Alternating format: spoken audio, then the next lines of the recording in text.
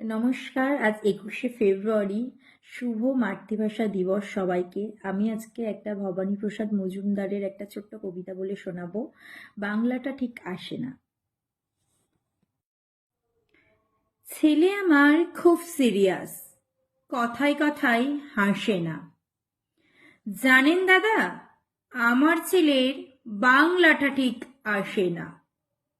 ইংলিশেও rhymes বলে, debit করে পড়াও চলে। আমার ছেলে খুব পজিটিভ, অলিক স্বপ্নে ভাসে না। জানেন দাদা, আমার ছেলের বাংলাটা ঠিক আসে না। ইংলিশ ওর গুলে খাওয়া, ওটাই ফার্স্ট ল্যাঙ্গুয়েজ, হিন্দি সেকেন্ড। সত্যি বলছি, হিন্দিতেও দারুণ তেজ।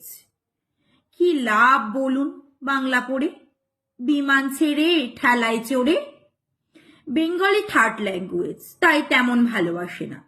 জানেন দাদা, আমার ছেলের বাংলাটা ঠিক আসে না। বাংলা আবার ভাষা নাকি, নেই কোনো চাম বেঙ্গলিতে। সহজ সরল এই কথাটা লজ্জা কিসের মেনে নিতে।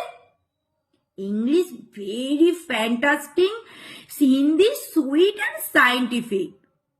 Bengali is glamourless, or place এদের পাশে না। জানেন দাদা,